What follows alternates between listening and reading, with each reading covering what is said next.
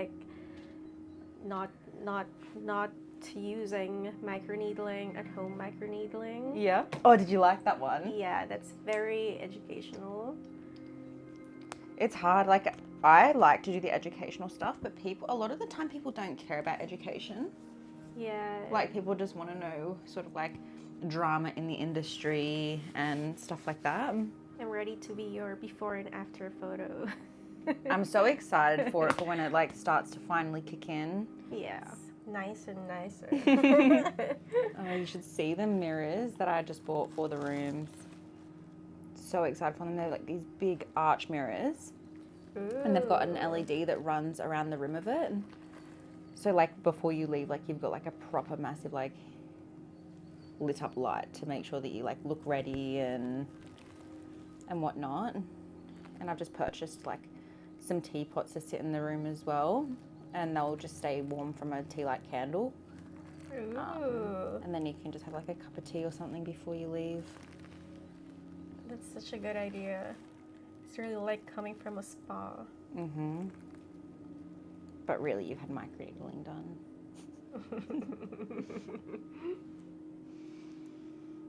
Anything you could do to make it feel a little bit nicer, hey?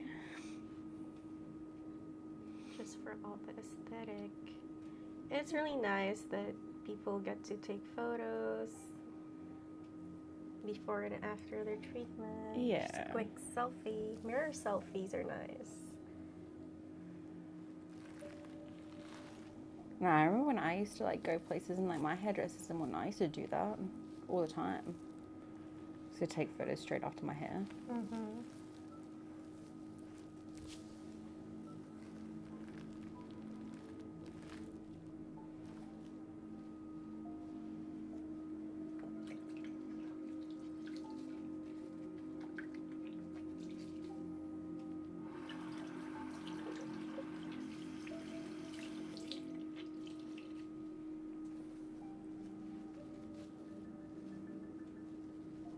But you don't do extractions, do you?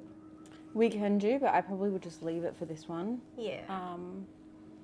If we find next time there's still some left over, we can do some extractions, but just for the first one, it's best to see how it's going to clear up from just the peel alone. That's right.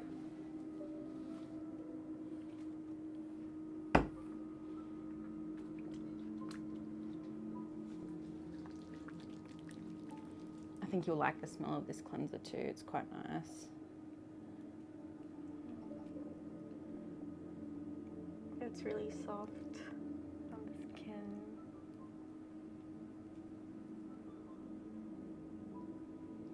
Has that nice like medical smell to it as well. Mm-hmm. The clinic that you were going to in Sydney, did they do skin peels on you? They only did an herbal peel. Yeah. And the DMK enzyme peel. Yeah. That's all they did. And then the other things that they do are more on laser. Like the laser genesis and stuff like that. Yeah. I used to do the laser genesis when I worked for some of the larger laser clinics. It's okay. I just find that the results aren't very long lasting. Like people that had to do like laser genesis for rosacea, where they get like the pinkness in the skin, it was just you're constantly having to go back in and have it done. Mm-hmm. It's like that with anything laser though. I personally think that microneedling is still the way to go. Yeah, definitely. Well, the scarring itself has lightened. Mm-hmm. Yeah. And I noticed actually that the purging, in terms of purging, they heal really fast. Mm-hmm. So I'm not really super worried about breaking out. It's just that, why is it taking so long?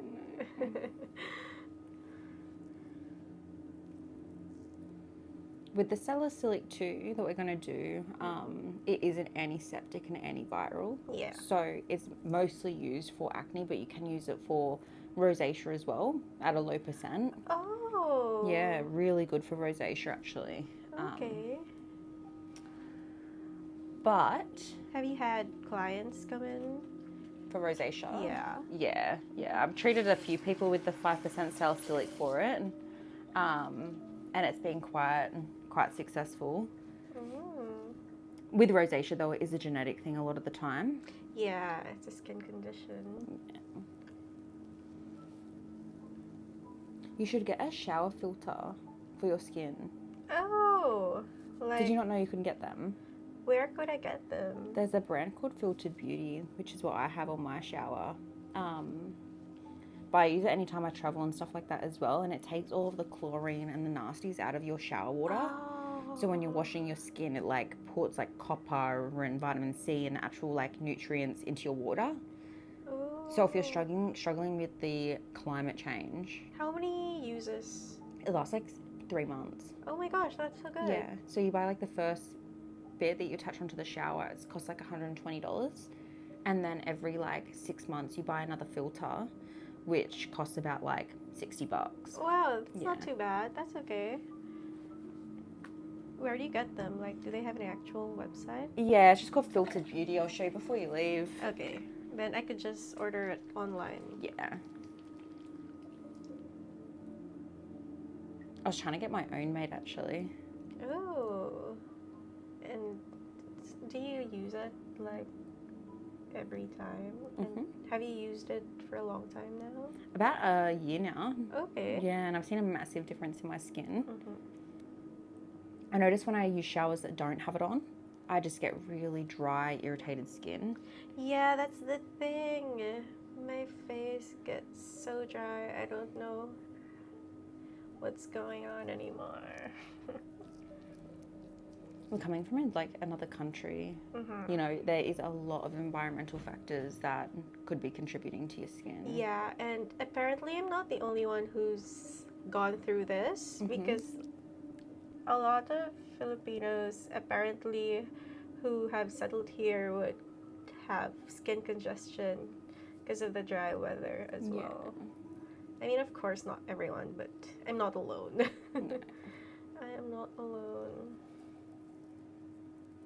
It's not spoken about too much, is it? Like no one's really actually like sharing their experiences and stuff like that when it comes to moving to another country and like how it actually Yeah. affects you physically. Yeah, even mentally. 100%. You hear some people like they experience hair loss and everything. Yes, and like, actually, I have a friend. She moved to Paris. It was 5 years ago.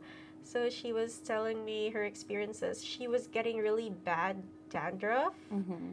and she told me that she's never had that when she was back home. Mm-hmm. So it was really part of her adjustment as well. So I was telling her what I've been going through in terms of my skin when I moved here in Australia. And she was Yeah. like, yeah, girl, I feel you. That's what happened to me as well. And she also had a bad skin as well when she just moved into another country. Yeah. So she was just telling me to just write it all out. Write it out. Write it out. But she's also lucky because French skincare is good. Mm-hmm. What's the skincare like in the Philippines? Like, Mine or hers? no, just like in general, like what is the beauty world like over there? In the Philippines, since it's really humid, moisturizing is usually just at night. And we're encouraged to, of course, use sunscreen, but in the morning, and that also serves as our moisturizer. Mm-hmm. But then, for some reason, humid weather is generally better, so a lot of us have really good skin because of the weather. Like, it naturally moisturizes our skin. Yeah. I told you how Yaya is from Malaysia originally, which is Josh's technically stepmom, Okay, yeah. and they're over in the Philippines at the moment. Like they're living in Manila. Yeah. And I think she actually was struggling with her skin for a little bit as well, Yeah. from what she was telling me. So it's really an adjustment anywhere you come. Anywhere you come from and then anywhere you go to eventually. So it scares me about going over there. They've been pestering us to go to stay with them for a little bit for a few months now. Oh my gosh.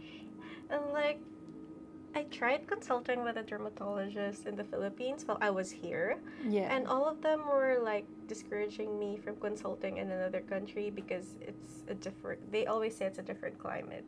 Yeah. So there's the skincare they would suggest is only good for a tropical weather. Yeah.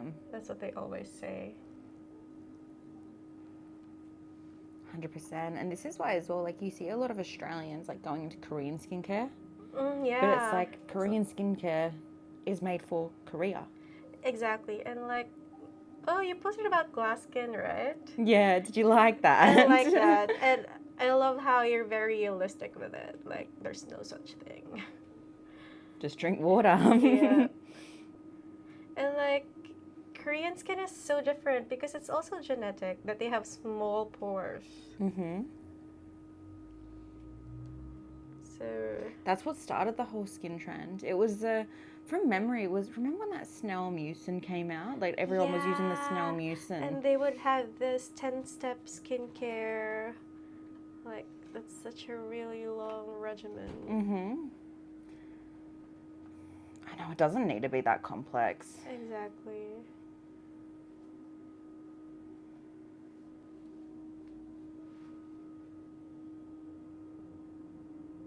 Actually, on Instagram, since I'm very invested in like seeing acne before and afters, just because I want to get inspired. Yeah.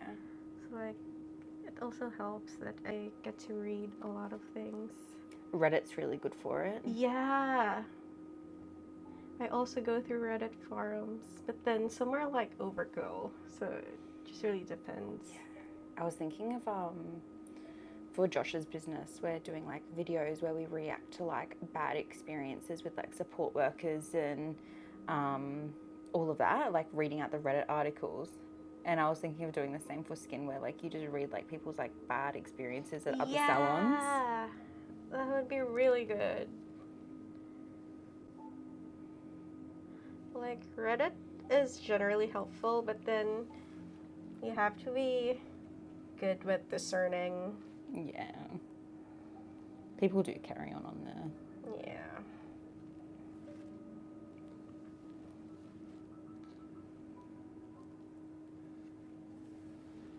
Are you also keen on like doing supplements for skin? Mm-hmm. Synergy just came out with one actually. Ooh. Yeah, I've just ordered some of them. But it's got vitamin B, resveratrol, niacinamide, hyaluronic.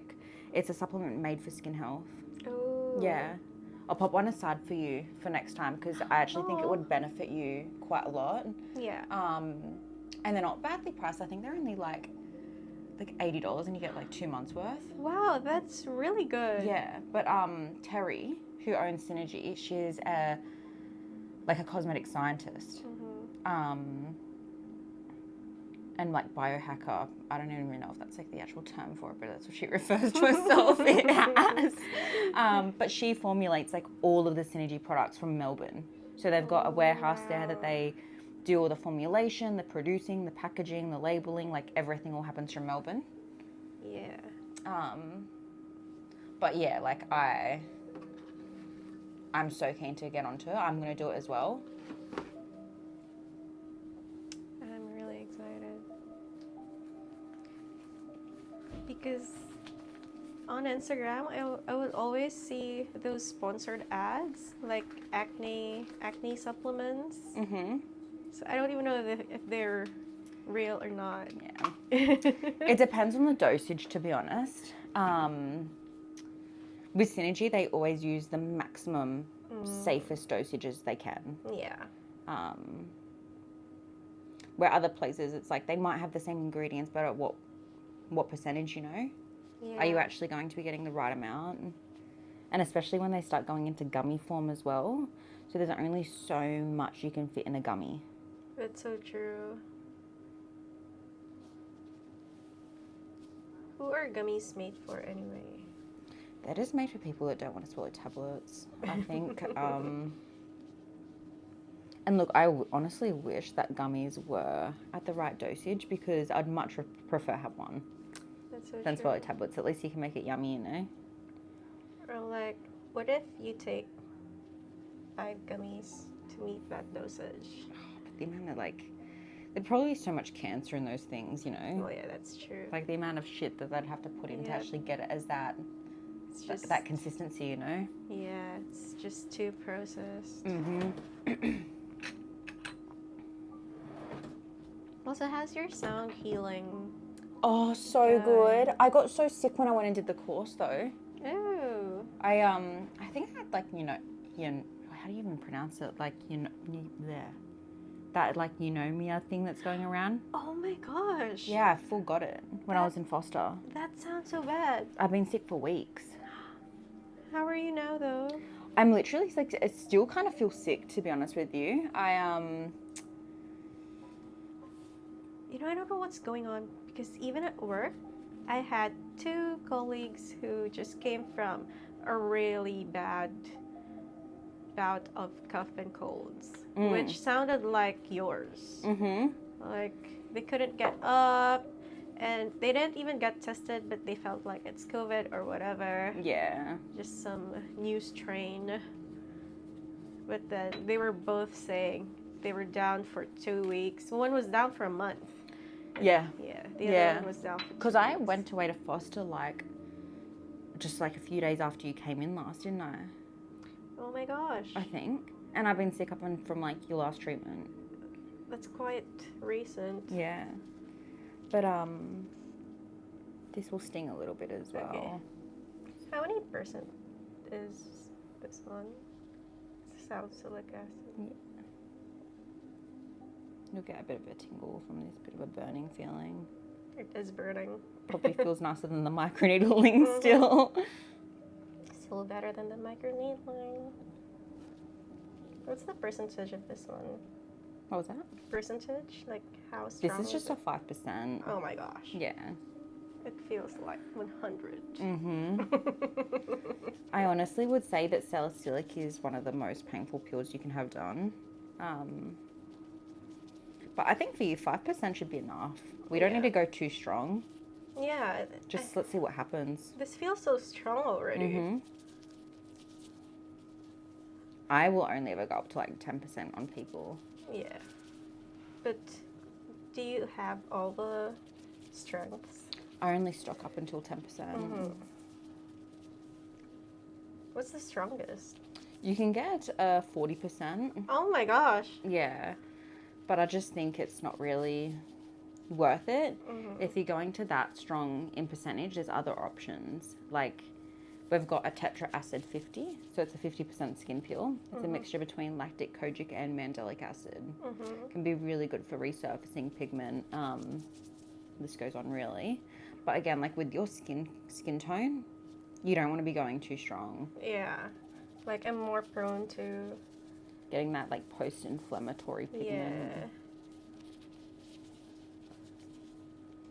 Which is why you would have gotten the scarring in the first place. Yeah.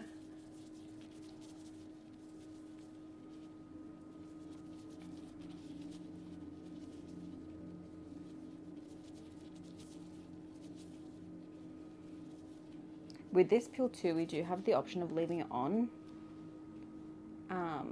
So I'll just see how your skin responds in like the next sort of 5 minutes. And then I might even like leave it on your skin. For the whole day? Yeah. Oh, that's possible? Yeah. That's awesome. So salicylic deactivates by itself, but it can stay on for up to 8 hours. So you'll get the highest amount of it for the next like 5 minutes, and then it will go at a very, very slow rate. The only thing is if I leave it on, it's very important not to get your skin wet. Okay. So you've got to keep your skin like nice and dry and not wet for 8 hours. Okay. Yeah. But that's the only thing you got to worry about. If you do get it wet and you feel like the tingle comes back really strong, you can deactivate it with bicarb soda. Okay. Yeah. So you just put like a bit of bicarb soda in some water, a facial towel inside of it, and then just pat it dry. Okay. Pat it with the water on it.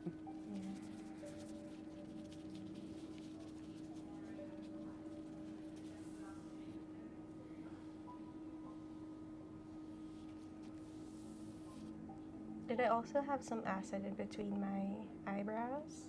Yes. Yeah. I feel like that's always been a problem area for me. Yeah. Like in between my eyebrows.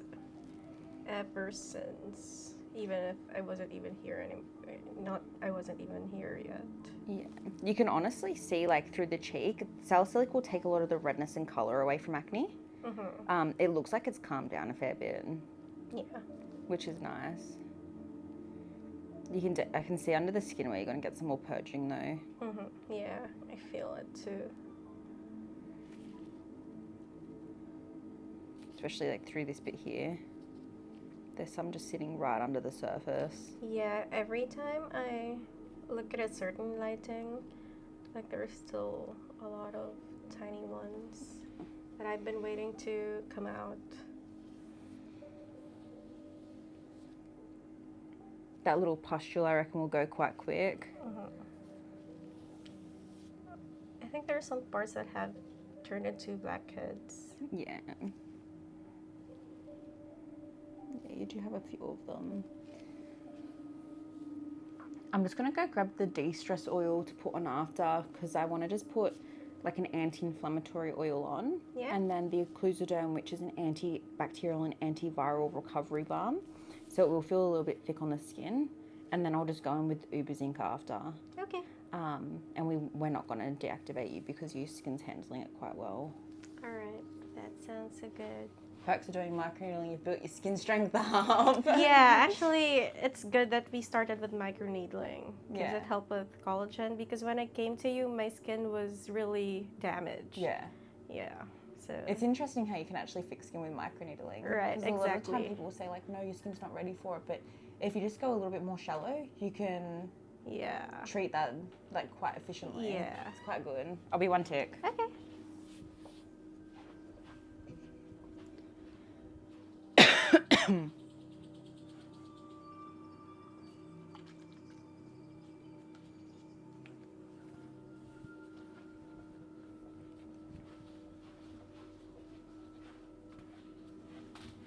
I love your slides. Oh, thanks. They're very comfy. Sam, the guy that was kicking around, did you see him? Oh, yeah. Yeah, he just ordered Josh and I a pair of Yeezy slides.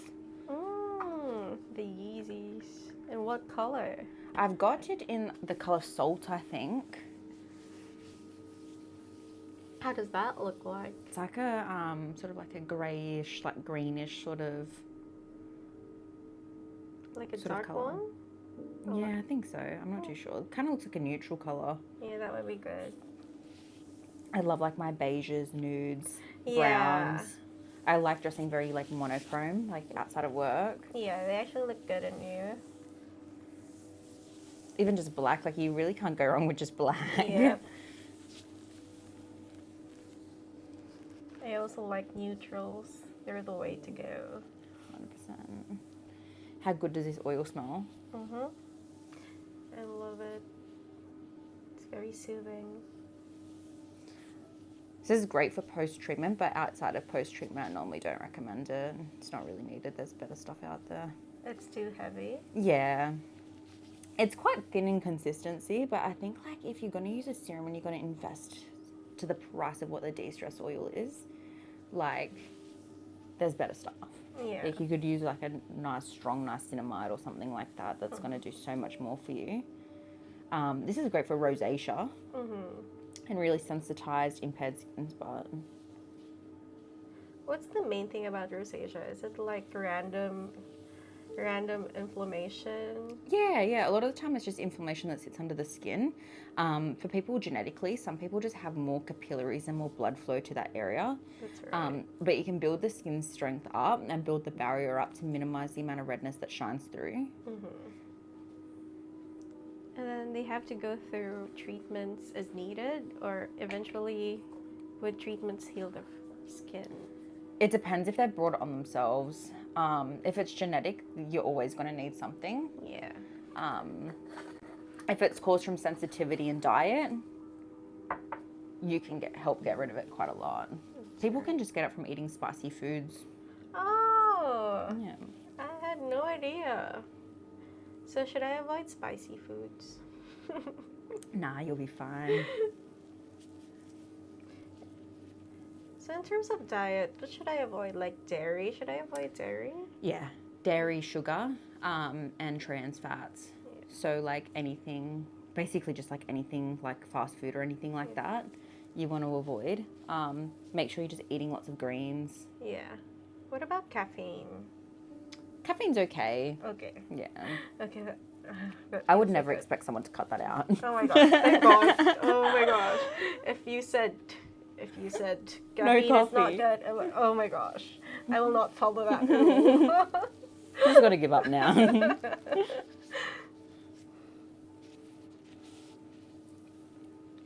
So if I use plant-based milk, is oat milk okay? Yeah, oat milk's good. The only Okay. thing I would avoid is like soy-based products. Yeah, I don't like soy anyway. Soy is really bad for you actually, like tofu and like all of those sort of like vegan products too. That's right. All of them are just made from soy. I avoid soy. Yeah, good. No, almond milk, oat milk, they're fine. Yeah. So every time I get my coffee, I just ask for anything with oat milk. Yeah. I'm an almond milk girl. I like my almond milk. I get almond too, just when I get bored, like, for change. Spice it up. Yeah, spice it up a bit. Okay, almond it is. What veggies would you say that you have? Usually I have arugula and spinach. Mm-hmm. And then, I don't know if it's okay to put aioli dressing in it. Like, is that bad? Yeah, look, it's not ideal. Like, how much of it are you having though? Not a lot. Like, I don't like it to be soaked in dressing. Yeah. Just for a little taste.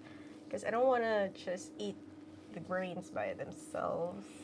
Yeah. And since I'm Asian, like, I also make dishes that's like just chopped veggies, like cabbage, and just stir fry them.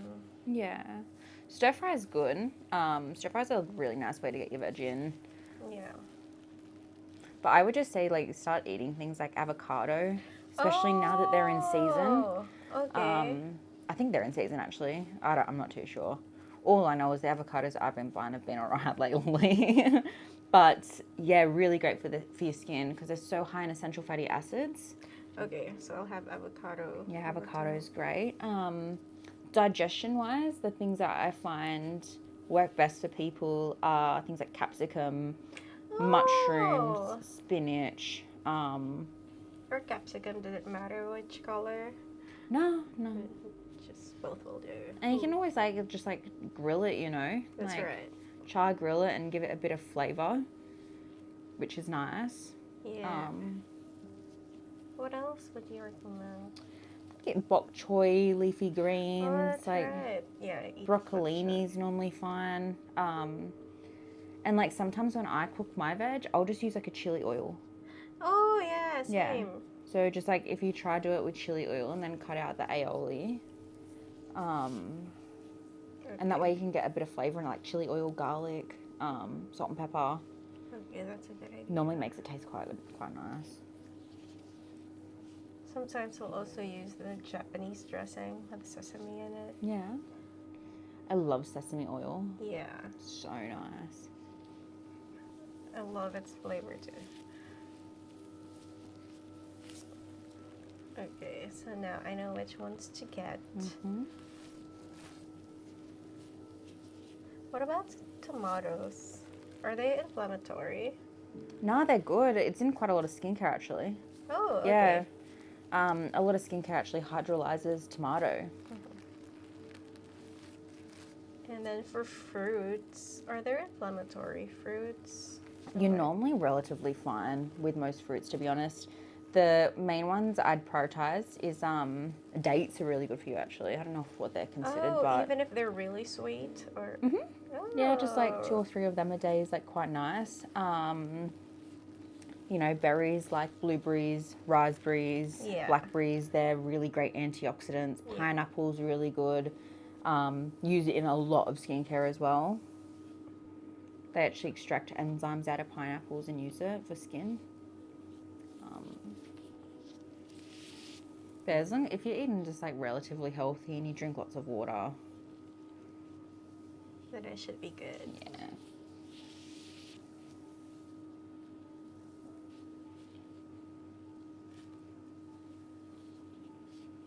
Should I avoid like milk chocolate, stuff like Yeah, dark chocolate if you can. that? Okay. Like a 70%. Okay, so that's the range. Do you eat lots of chocolate? I do. Oh my gosh. Oh my gosh. That's really hard. It is hard, isn't it? Even ice cream. Yeah. I've been making my own lately. Oh. Yeah. Like you churn it and all that? I've got the Ninja Creamy Maker. Oh, I think I've been seeing that. Yeah. Honestly, like, if you just get, like, frozen fruits, a bit of almond milk, and, like, some stevia, you can Yeah. genuinely make ice cream at home. I'm actually thinking of investing in like a juicer. Yeah, that's good too.